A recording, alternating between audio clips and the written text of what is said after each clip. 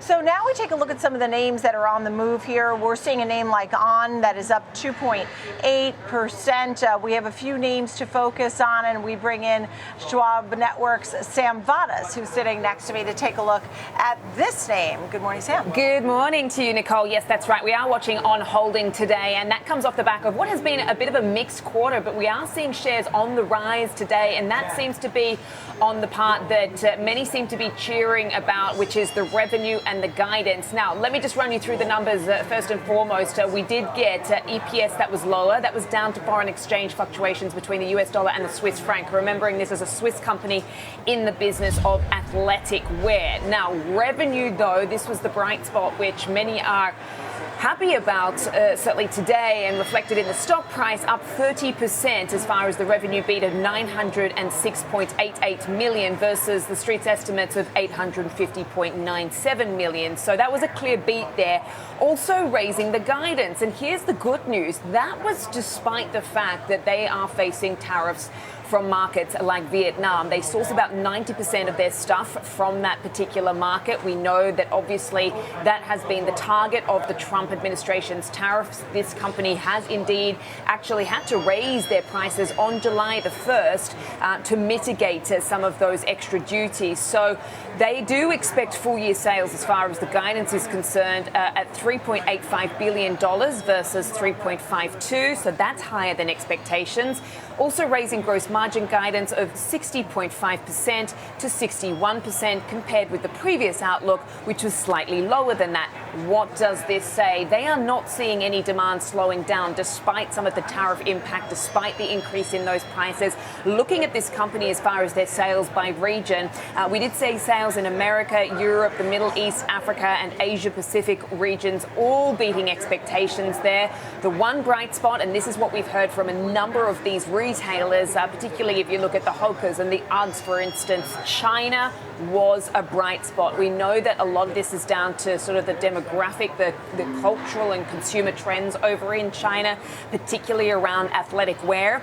The CEO has been saying that they are still seeing demand among wholesalers and consumers. They have a lot of confidence in the lifestyle business. We have skewed the price increases more towards the lifestyle business, but they also say that they don't see any negative impact from those price increases. So that is the good news, certainly, which the street seems to be reacting to today. The company also taking market share from Nike. That's very much how it's been seen in this segment, particularly when you look at the running category. Its sneakers have been seeing sales growing consistently in double digits, so that's positive. It's also pushed sales through wholesale, which is an area where we've actually seen Nike pulling back, and it's also credited with being an innovator, Nicole, which is also somewhere where Nike has somewhat been criticized when it comes to some of that innovation, although we know that they're trying to turn the ship around a bit. Yeah, look, I mean, when I look at the last earnings report, we saw a gap up at that time, too. So On Holding today up 10.5%. Today, you see another gap up. It's not unusual. And the name really I know it takes time to build a following, but it certainly continues to see sales surge, continues to have that demand and be popular. So has these better than expected results. It's hard in a place where you have the behemoths of the Nike and the Adidas and stuff to really continue to hold the footprint. Yeah, absolutely. But here is another story which sort of gives us evidence, Nicole, that there are these other brands out there that are somewhat gaining market share. I mean, you only have to take a look at Hoka just a couple of weeks ago. You and I were discussing that as well. I think they had their best quarter, as far as people going out and buying those running shoes. And that is certainly the category where people are paying a lot of attention to when it comes to On. It's a phenomenon. I mean, people do love running. I mean, you've seen that, things like High Rocks have become very popular as well. So, yeah, it looks like the sneakers are doing quite well. Right. And Dana Telsey's group has an outperform on this. I saw a $65 target. It's at 50 and change. CRCL here. Yeah. So, I mean, it's just such an incredible listing here. And now just some more great news here. It's up over 8% today. So this was the first earnings test, obviously, because you mentioned the IPO, and it managed to clear that bar as far as the earnings are concerned here. A 53% increase when you look at revenue. That was a beat. So $658.08 million versus the estimates of $645.35. EPS did come in down $4.48. Now that was obviously off the back of the IPO, but a lot of the increase on the revenue has got to do with the strong stablecoin growth, which was actually growing 90%. That was to $61.3 billion. So they're also projecting guidance between 75 million and 85 million in other revenue for the rest of 2025.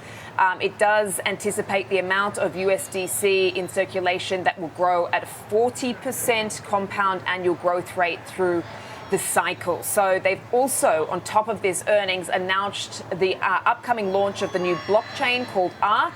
That is the network for the stablecoin payments as well. It will be integrated across the platform and services, beginning testing in the fall. So that was the earnings report and the announcement from that. The stock, as Nicole pointed out there, has been on quite a run. I mean, it's up 400% or more since it went public in June. We're looking at a 10% pop today off the back of that revenue beat as well. As far as what the company has been saying, heard the Circle CEO being interviewed talking about that this is validation that we've seen in Circle, sentiment around this space, people really understanding that the internet is colliding with the financial system. They've also drawn the comparison very much to internet software networks and utilities changing media, communications, retail and education. And they say that's really happening in the financial system now with this whole adaptation of stable coins and money and blockchains, certainly seems to be what is going to be the future now. They also very much talk up the Genius Act, which has been passed, talking about how a number of major financial institutions are engaging with them as well, particularly in banking, payments, capital markets. That has surged, and they're seeing a lot of interest also coming from the names that people have thrown out there that might be doing their own thing and perhaps launching stable coins. So, they are seeing competition. That is certainly something that some of the analysts have highlighted. But as the CEO has pointed out, there's been a number of catalysts that has acted as a tailwind very much in this space. I mean, Nicole, time and time again, we've been talking about most of this year, a more sort of pro-crypto friendly White House, more sort of institutional adoption here and appetite, much more sort of mainstream adoption here as well. And, you chuck in some of these legislative wins for this space. And yeah, I mean, it's been a very good year. I mean, I was just talking to some analysts in this space who thought that it was going to be a bit of a sideways summer. That has turned out not to be the case. Yeah. And very much been backed by a lot of the positive developments that we've seen here. But still, there are these diverging views. I mean, you take a company like Circle, for instance, which has had, as you and I have discussed many, many times, such a remarkable run since that IPO. There are some worries about the valuation here. Yeah, I mean, that's understandable without a doubt. But there was a demand for this type of IPO. And I mean, this was the year for IPOs and mergers and acquisitions and crypto. This is the year for all of that. Yeah. And here it is, and it's happening. This was a $1.2 billion IPO. It took off. It really, there's an appetite for stable coin in particular, which you noted. We've had that. And this particular company, Circle, has been forging partnerships and with leading markets worldwide. So it's in the right place and doing the right things to sort of feed the appetite. It very much so is. that, and there's varied use cases and more adoption of crypto and stablecoins. So this meets and fits the bill. Quick thought. Did you want to say one more thing before we get to I would just say that, Celanese? I mean, you summed it up so well, and that's certainly what we've been saying. But there's still these diverging views from the analysts out there, which is certainly fascinating as far as the sell side is concerned. I mean, some have cited that the Genius Act could actually be a negative for Circle. I believe that was Dan Dolev over at Mizuho. They are worried about some of the competition. They reckon it could go toe-to-toe with some of the fintech firms as well. Some say that investors should be worried about the possibility of weaker weaker gross profit margins in the long term, as I said, the valuation, but others are bullish. I mean, to your point, they do believe that this company has a first mover advantage in this space, particularly because of the appetite and the excitement around stablecoins, and they're encouraged by the recent legislation in the more sort of crypto-friendly space. All right, folks, I know you've gotten used to a lot of green arrows here this Tuesday morning. This is down 20%, and that is Celanese after its quarterly report. I see some cuts too. UBS cut the price target. So let's talk a little bit about this name. What's interesting here is that this was an earnings beat, but as this season has told us, Nicole, it doesn't matter if you clear the bar as far as the numbers. It's what you say, and particularly about some of the guidance. So let me run you through the numbers here, because as we say, we have seen a negative reaction as far as the street is concerned, very much underperforming what is a broadly higher market today, down 20% in trade. Year to date, it's trailing by 45% lower. It is plunging after earnings. Now, this is obviously in the business of chemicals. They did see EPS $1.44 versus the street's estimates of $1.40. Revenue was also better, $2.53 billion versus $2.5 billion. Now, they are saying that they see softer demand ahead. So this is very much what investors seem to be hanging on to. They're focusing on the future here.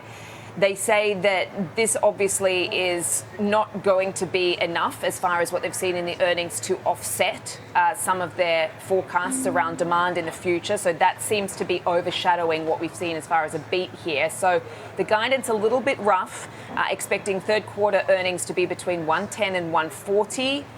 Which is below the estimates of 168 that they had been forecasting, the analysts.